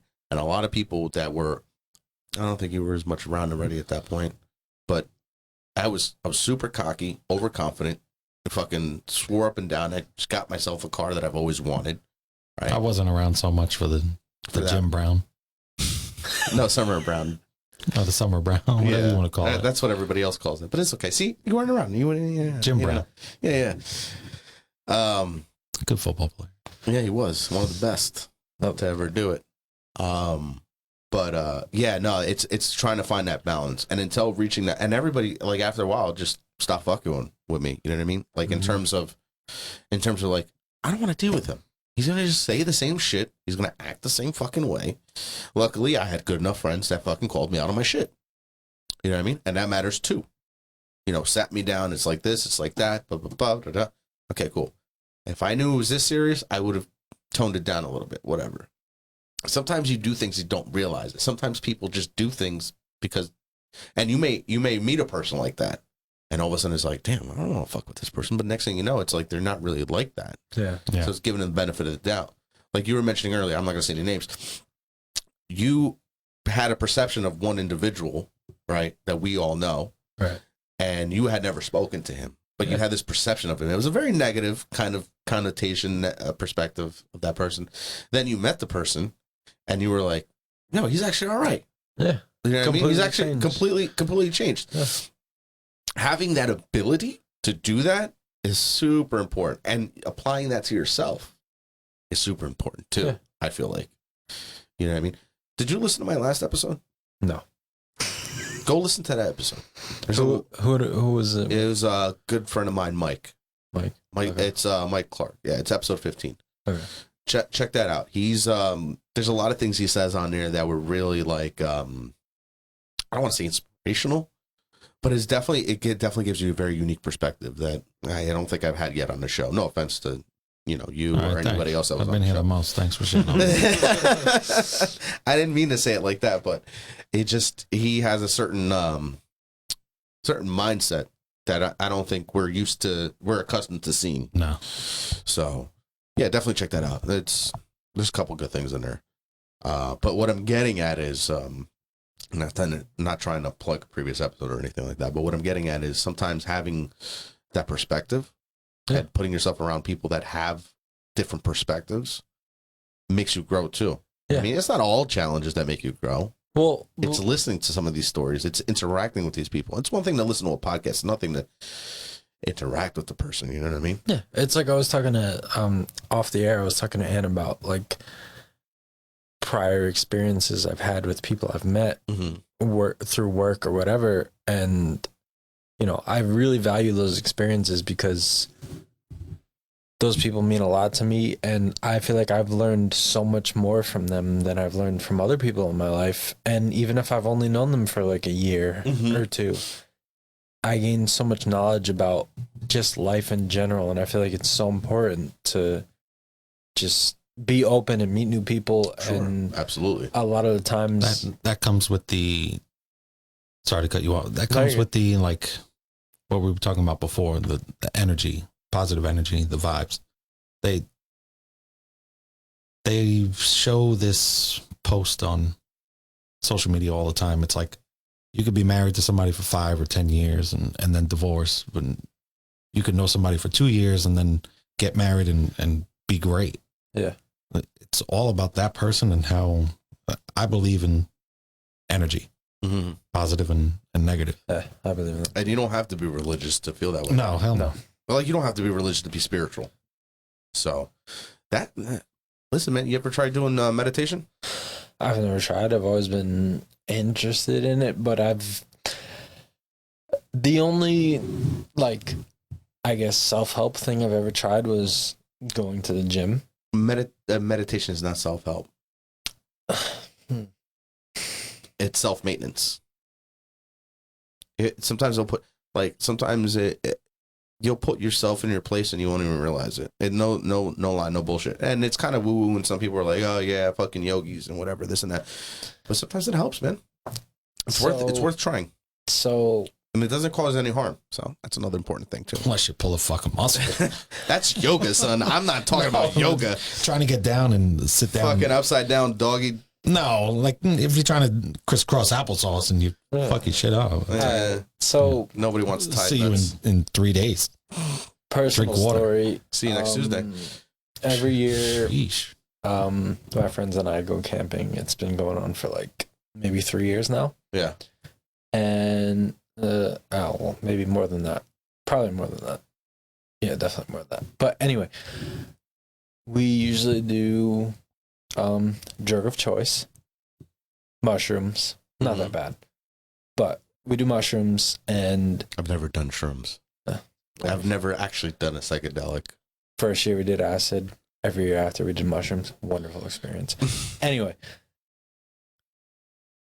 I feel like that is as close to meditation as I've gotten, and it's an absolute wonderful experience. It's different. It's I mean, very different. I've never done a psychedelic per se, but I would imagine it is different.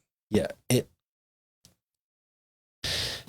like I don't want to turn the mic to face you. Sorry. A little bit. Let me just sit normally. Yeah. But I feel like it opens up your mind. Like it makes me feel the things I want to feel, but I mentally block out. So like my mind has no mental blocks. So you're not holding yourself back. Yes, I don't hold myself back. If a feeling comes on, I feel it.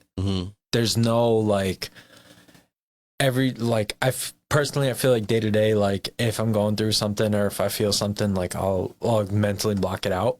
If I'm on mushrooms or whatever, right, it'll just come to me and I can't block it out and I'll just experience it.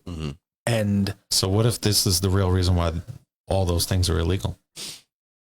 I feel like that because it opens up different portals of your mind. No, I absolutely believe. Psilocybin has been made legal in a number of states, this one being one of them. Yeah, for medicinal uses. So psilocybin is mushrooms. Yeah, I absolutely believe that's the reason it's legal, because it makes you really think. Because I think so too. Yeah, and it unlocks your thought. Yeah, every year we all want us to think. That's the thing. Are you an anti-establishment type? Like, not to get political, but I'm just asking. You're like anti-establishment type? Yeah. Okay. Fuck the establishment. Yeah, right. I feel much the same way. Sorry. What I mean by that is, so you just said you think that's why it's illegal. Yeah, to an extent. They want us to beat drones. So, taking the anti-establishment mentality, what you want to do is, well, fuck the system, right? So be better than that. You get what I'm saying? Like, don't be the drone. Don't be the downtrodden. The way you combat that, or the way you tell them to go fuck themselves, is be happy. Find yourself. Move. Yeah. You know what I mean? That sort of thing. Personally, I feel maybe like, that's a path. I don't know.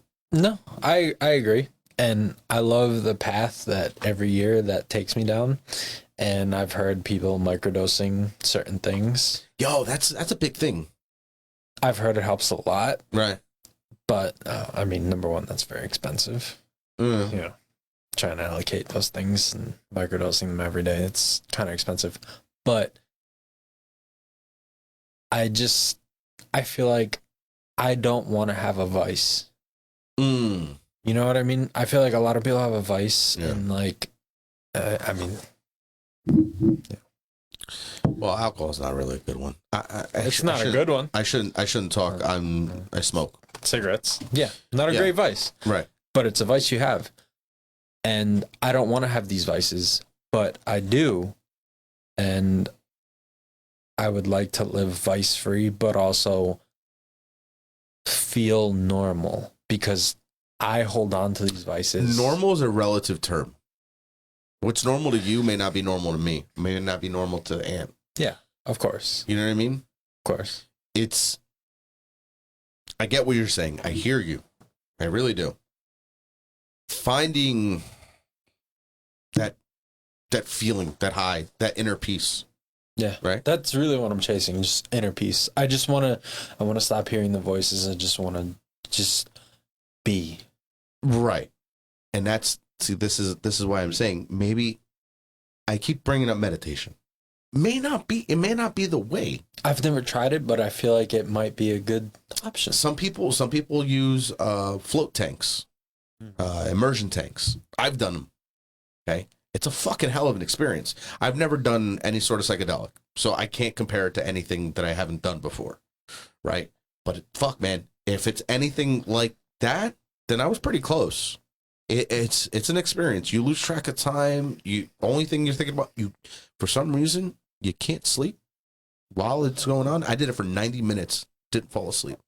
I feel you said you did a float tank. You literally like in a saltwater float tank. Yeah, saltwater float tank. Mm-hmm. I feel like they have one in Westfield. I went to the one in Montclair. I feel like that's pretty close, but it's definitely not far. I feel like that's pretty close to like a psychedelic because just don't get water in your eyes. That shit burns like a motherfucker. Yeah, it's like weightlessness and like you're kind of just like out of body almost, and like that's the feeling you got. But you're there, but you're not there. No, dude, I was completely there. I was completely like there, and it's because you have no sensation anywhere in your body. The biggest thing I had to overcome, actually, believe it or not, was actually being in the position where my arms aren't as big a mass as my body would sink a little lower, my arms floated a little higher. You know what I mean? Yeah. It's kind of stupid to think about, but it's like getting comfortable in that position. Yeah. But once you do, you stop. You feel nothing else but your thoughts. There's no light unless you choose to turn a light on. There's no light. There's no physical sensation because the water's your body temperature. And you can close the pod. Yeah, you can close it or leave it open depending. I'm claustrophobic, but they also might do it. They don't do just the tanks. They do they do the tanks, but they have a clamshell shaped one where it's like you can leave it's a pod. Yeah, the pod. Yeah, that's what it is. It's a pod. I did an actual tank because I was just like, well, fuck it. You know, I've already had an out-of-body experience. I know what that's like. So, which I'm sure you heard that episode, right? Yeah. So, I don't know. Maybe it's that.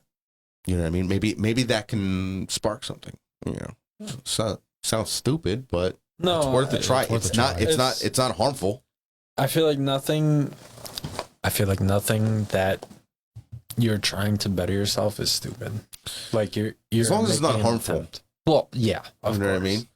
But I feel like stuff like that is not harmful to your body. No. And I feel like you're making an attempt to better yourself, and I feel like that type of stuff is very important. Mm-hmm. Like it can do your body good, and it may not work. Yeah, keep that in mind. It may not work, but that shouldn't prohibit you or stop you from trying the next thing. Mm-hmm.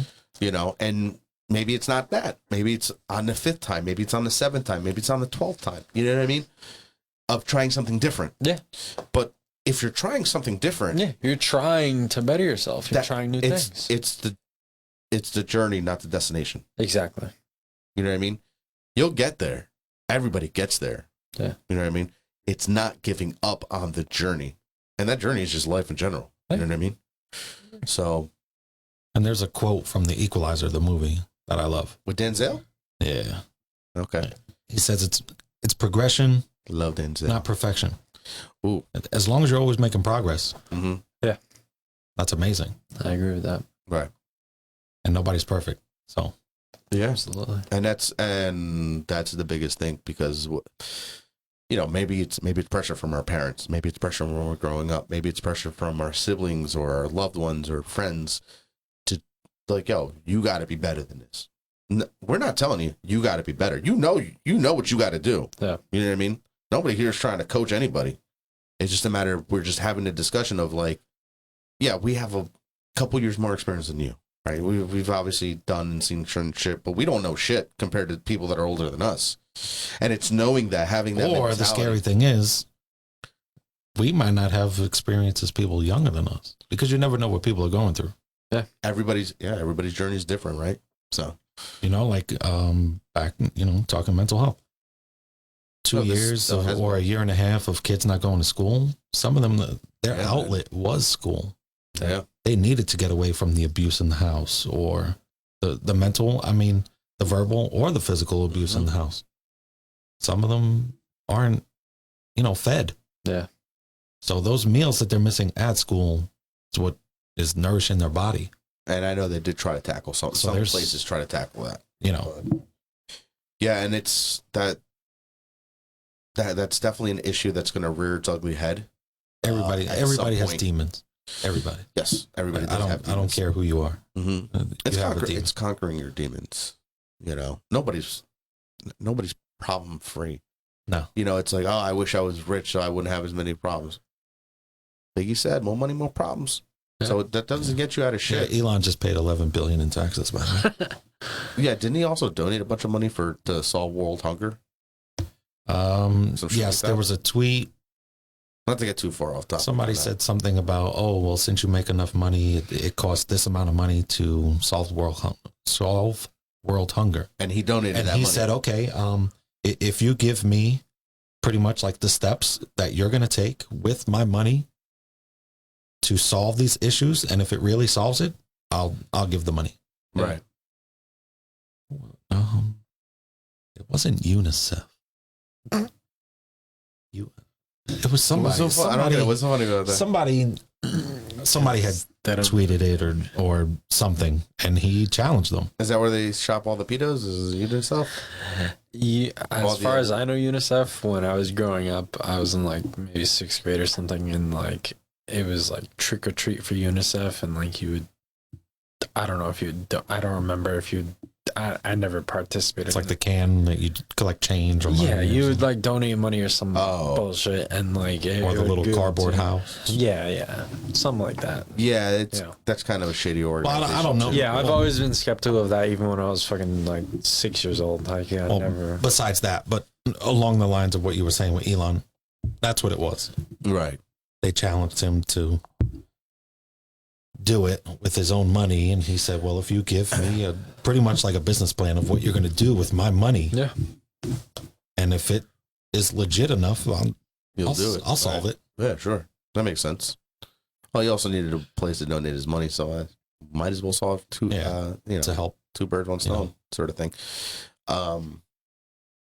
Yeah, so I mean, listen, I think we covered a lot of this, the mental health, and we're obviously, we all deal with our own shit. You know what I mean?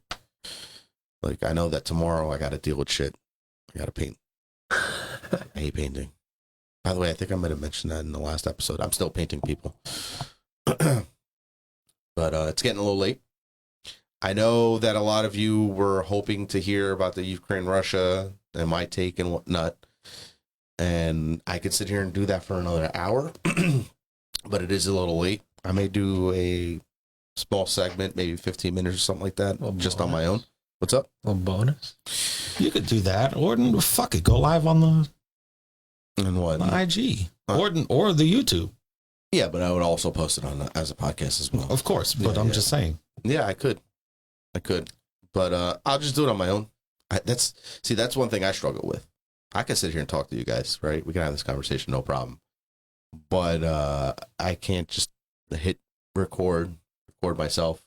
Like the small segments I've done to like fill in gaps or to give updates or something like that. It's so difficult. I have to do it 5 or 6 times. I don't know why.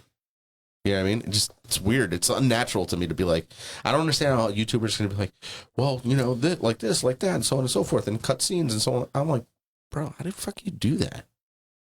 It's like, see, the thing is, I can't be fake. A lot of them have been doing that by themselves for a long, long, long time. Yeah, that's got to fuck you up too, though, man. Long time. You know what I mean? And that messes with your mental too. Yeah. Like, speaking of the YouTubers, like the streamers, even the video game streamers, you're literally sitting in a chair at a computer 8, 10, 12 hours a day, trying to make money, trying to make content, trying to get the views. Yeah, but you're also playing a video game too. They have no social life, so it's it messes with their mental, and a lot of them have committed suicide. Not a lot, but quite a few of them. Big names have committed suicide. Have you ever tried, Brown? What, have you ever tried streaming like video games, something like that? No, I've never quite thought about it because I'm not good enough. Trust me, he's not. Shut up, bitch. We used to play fucking what was it? Modern Warfare? No, not Modern Warfare. What was the one that came out after Cold War? No, Blackout. Black Ops. Black Ops. The first one. I don't know which one it was, but Black Ops. Bro, we used to The first one? that shit. Oh, man. The first Black Ops 1? Yeah. I guarantee I'll destroy you. oh, Probably now, but like back in the day, son. Back You're in the 20. day. Say your prime and my prime. I'm shitting all over you. No. I think we were your age when we were that good. You get a time machine. We were pulling 4v4s and Get- whooping ass. Get all a time night. machine. Doug. My prime, your prime. I'm destroying you. There's a Yo, kid in we Mississippi. were dominating. Promise. There's a kid in Mississippi who Cal. like He was 13 years old. shit. Now he's a grown-ass man. He was like 11. If anybody has Yeah. a time machine, let us know because I will destroy these guys. Dude, if in there was my a time prime. machine, I'd go back there and still play the fucking same video game. and I'll fucking destroy you every time. But I don't doubt it, but we were pretty good. what I was saying was, Let us As a team. let As us- a team. As a team. Yes. As a team. 4v4. No, yeah, no 1v1. We were no good there. I'll this probably is a- But we destroy played you as a guys one squad, phase. bro. I Yeah. could probably play randoms one before you guys. Anyway. No, but back to Confidence is real. what you were I'm gonna have saying. hate and shit on him. Back to what you were saying, like streaming and like doing all those hours and stuff. Like that's real. Like that's Yeah. It's That takes a toll. I cannot imagine. Like I've tried when quarantine hit. I had like I was telling Brown earlier. Like I had built my PC right before quarantine, and I was like, "Fuck it! Like let me just, start streaming whatever." I was having like 1-2 viewers. I can't imagine having 1,000+ viewers and streaming a game and trying to be competitive and trying to stay active, reading the chat and doing all this and that. Like Yeah, it's a lot of attention you got to give to that. and for 8 hours plus, like that's your job. That's gotta. That's wild. That's son. such a toll on your mental health. You think that's crazy? During quarantine, of course, everybody was watching these videos, or the content creators, we'll call them, Right. not streamers, because they create content for people to watch. Right. Tim the Tap Man, Yeah. 50,000 fucking viewers Yeah. He was one of the at bigger one ones. time. Yeah. That's wild, huh? That's Or Nick insane. Merckx. Or Nick Merckx. That's insane. Yeah. I don't personally like Nick Merckx, but that's I mean, I don't really care for them. yeah. Like no. I watch them; they're funny. Are you guys familiar with this guy, CDN the Third? Nah. He's from Sayreville. Okay. Awesome dude. Yeah, he's a streamer. Yeah, streamer. What was it, Call of Duty guy? No, he Streams plays everything. any game, whatever. Yeah, there's that too. Great dude. But that also Shout out. kills your viewership, though. Shout out CDN the Third. No, he keeps consistent 2-3+ K. Yeah. Yeah. Well, then that's good. He's a very genuine guy. Then that's good because And he can literally just be sitting there on a fucking screen of like a picture of this, Mm-hmm. and he's just talking. But he's such a his personality and like the way he talks and like everything, like great guy. Like he keeps his viewership up because he doesn't make it a job. That's shocking. He doesn't make it a job. I don't think it is. I'm saying that because if you're a content creator, There's not a lot of people that can do that. Exactly. So let's say Authenticity sells in this. There's Yes, not a lot but of no. people that can do that. Yes, but no, because Think about how many shitty people you know. well, there's okay, so there's a content creator called Marksman. Okay. Okay, so he mainly plays search and destroy. Okay. If he sits there and goes play Fortnite, Mm-hmm. He's gonna get when shitted it's on. not your main game, no, it's not that he's going to get shitted on. Now your viewership goes down because that's not the main game Yeah, that it's not people the want to main see game you you play. watch. It's the niche. I mean, see you play. So Exactly. it's a either niche. it's either you go and play this one, like we're getting really deep on the streamer thing. It's either you stick to the one Well, game. because we were talking about mental health and how it affects them Yeah. sitting down and But here's the I'm thing: trying to give you great shit to watch, but As a- meanwhile, I'm suffering socially as a content because I have creator. to give you content. But here's the thing too. That's another aspect too. As a content creator, which I guess I am now at this point, but I've also watching enough videos, trying to learn about this whole thing. The one thing that I think it was Think Media that brought it up. Shout out to them. It's a great channel. They brought up the psychology and the mental health of being a content creator. It's like, let's say for example, this episode, right? My viewership's low. Realistically, it's low on YouTube. But let's say for whatever reason I make a clip out of one of these parts in the episode, and that shit fucking goes viral. I get 100K views, right? So now I have all these people like, oh, let me go check it out. So they go back and they watch one episode, right? So now my channel grows, right? Next thing you know, it's growing exponentially, right? So now and I'm you like, get to episode 8, and it's not talking about the same thing as 1 through 7. And now well, no. Worse than that is next episode I still have people. I'm like, oh shit, man, maybe I finally made it. And all of a sudden you hit the third episode after the blow up, and it's flatline. And you're like, what the fuck? That's gotta fuck with you. It's like, damn, what am I doing wrong? Where did I fuck up? And now you're scrambling. You're trying to figure out, was it something I said? Was it something I did? Was it something with the setup, with the equipment, whatever?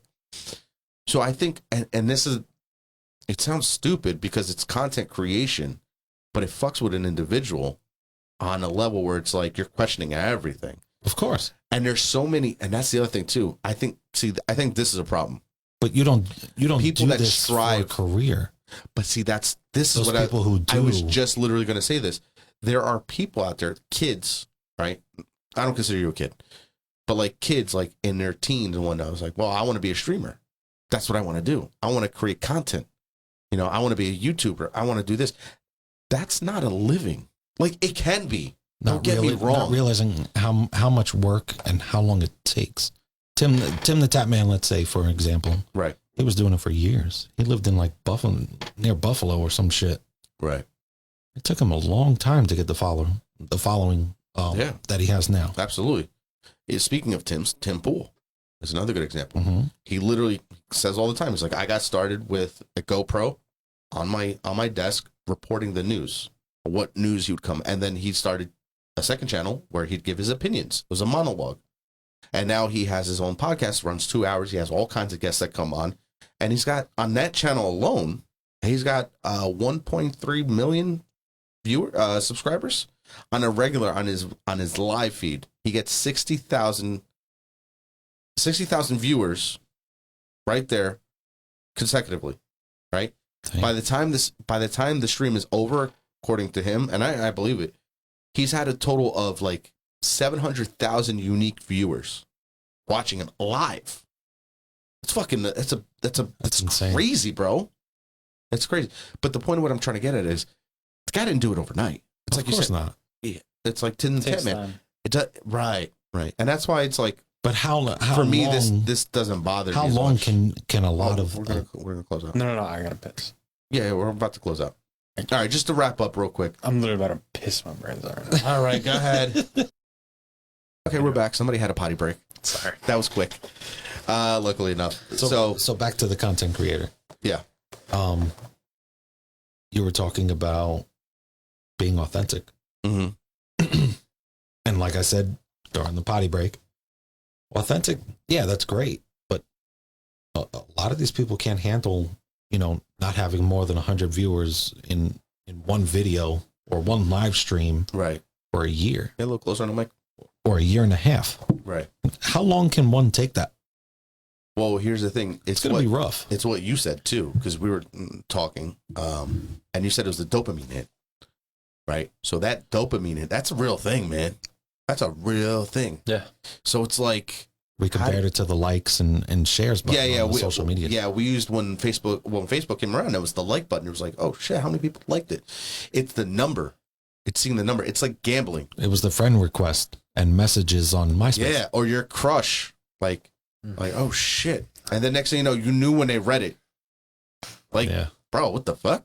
Wonderful. Yeah, it's great. That's why I don't have an iPhone. Android does it too now.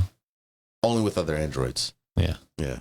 I know when you read my But shit. yeah, which is pretty cool. I like it. Point, it only took forever. Yeah.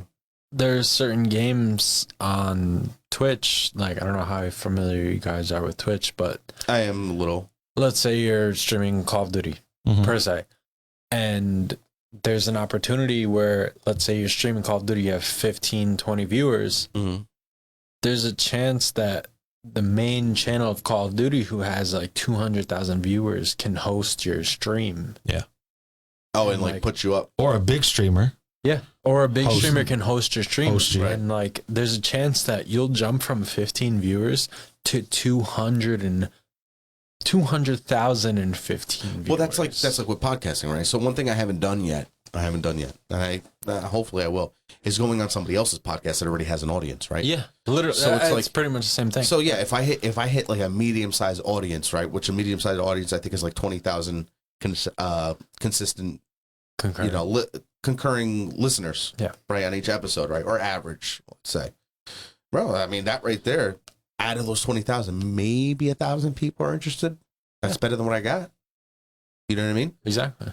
So, yeah, there's ways of discovery is essentially what I think you're trying to get at. Yeah. So if you put yourself in front of enough people, back to what we were talking about earlier, if you expose yourself to enough people and interact with enough people, maybe you'll find somebody that vibes with you, that falls inside of your, oh, this person's like has similar dealings. Next thing you know, you got yourself a lifelong friend or somebody or a wife or whatever, shit like that. You never know who that person is. You never know. But the thing is, it's a matter of putting yourself out there. And I know it's not easy because I don't fuck with certain people. But the reason why I don't fuck with certain people is because I know off the rip, because I learned from that time of being around so many people who not to fuck with. Who's who. And there's certain personality traits that just right off the bat, like you can listen to a person say, have a small conversation with somebody else. And you're like, nope. Yeah. Because I've heard that before. And it goes back to that person that you no longer fuck with for a certain reason. Right. Right. There's certain people in this world that for the life of me, I probably should forgive for certain things, but I have not, for the simple fact that you can tell me you changed. You can show me you changed. You might forgive, but you won't forget. Correct. Right. It's that. Yeah. You know what I mean? Yeah, I've experienced. And it's like I don't want to be a dickhead. And by all means, I don't want to mistreat anybody. I don't want to be the person that person was to me. You know what I mean? Let's say, for example, I'm not calling anybody out or whatever. No, but when you experience a certain type of, like, somebody acts a certain way, like, you don't want to reciprocate that action, but sometimes you can't help but feel that way. It's self-fulfilling karma or whatever. But the point of what I'm trying to get at is, like, I've had certain people, and it's like, okay, they picked up on the fact that I don't fuck with you, dude. Like, whatever it was, but realize why it was when it was. It's so stupid to say it that way, but at the fact of the matter is, people lose best friends that way over dumb shit. Yep. And you tolerate it for a long time, right? So it's difficult. You know what I mean? Yeah, I know. I had a good friend not talk to me out of nowhere. I don't know why. Anywho. Yeah, I'm familiar with the situation. We might be talking about the same person. We'll talk off air about that. I don't understand that, but anyway, the fact of the matter is, so if it's the same person, then it's not us. What? Then it can't be us. No, it can't be the issue. Probably not. But I'm too fucking fun. We'll talk off for people not to like me, because I wasn't particularly aiming at that one individual. I think that we're talking about, but whatever. I don't want to air anybody out like that. I'm not that guy. You know what I mean? I don't want to be that guy. I hear you. Yeah, but shit, it's 2:00 in the morning, fellas. No way. For real? Yeah, for reals. I don't have a watch. I have my phone, but yeah. All right, we're gonna wrap it up because we're just about at 2 hours. By the way, you're like, we'll do an hour. It'll be quick. I'm telling you. I didn't know he was coming. I thought it was just gonna be us. I was gonna. By the way, I left Ant in the cracks again, just like episode 10. Anytime I have more than one person, somebody always falls through the cracks. You just happen to be that guy again. Oh, but I will say, you're now the third official appearance. You beat Joe. All right, so I'm gonna steal this. From Brandon Marshall's podcast. Okay, go ahead. Love that guy. So you're gonna be asked, where are you mentally? 1 through 10, professionally. So you're asking these questions. Yeah. Okay. To both of you. All right. Mentally, professionally. I gotta read the shirt. Make sure it's correct. Mental, professional. He brought a cheat. He brought a cheat sheet. And personal. There you go. So mentally, personally, and professionally. Like where you are with your career, where you are with you, and where your head is. 1 through 10. If it's like a 1, then you're like dead. If it's 10, then I know you're bullshitting. I'd say because nobody's perfect. No, I would say same number across the board.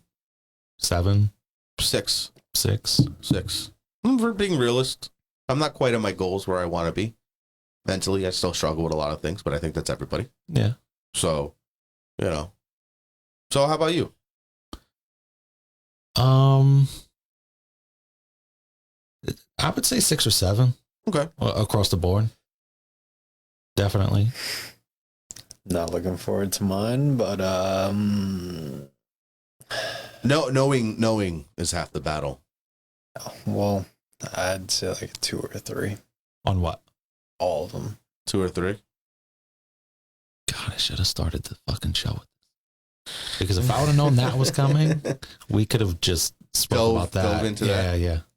Yeah, we also didn't want to use Brendan's as a case. As guinea pig. Guineas. That's offensive. Jesus, to my people. Well, I'm not Italian, so I wouldn't. Well, he is. Sicilian. But yeah. All right. Well. All right. Well, now we know. Let me ask you this. Given our conversation that we've had, do you think that any of it makes some sort of indent? Like, not even bullshit. Just like in terms of progression or whatever. Like, has this conversation hasn't had an impact on how I feel? Like being in the same room talking about having that perspective with people who are pretty much like 10 years older than you. And Absolutely. strangers. And partial strangers. Absolutely. Yeah, I don't know. That number is not based off what I've experienced today. No. We were asking generally. No. I know. But I'm saying that number is not based off what I've experienced today. But my experiences today have definitely helped me realize certain things in my life. I'll put it that way. Okay. All right.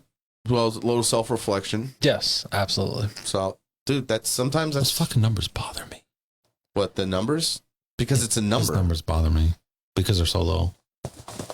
Yeah. Well, it's okay. Because if 1 is the starting point and you say 2 or 3. Well, it's how he feels. I know.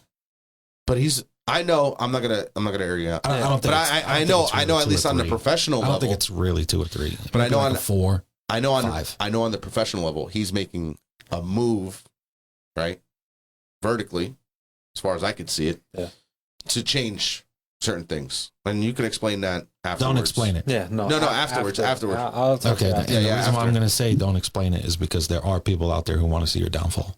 Yes. No matter. Oh, absolutely. No matter There is always Absolutely. that. You never talk about anything that you're going to do Mm-hmm.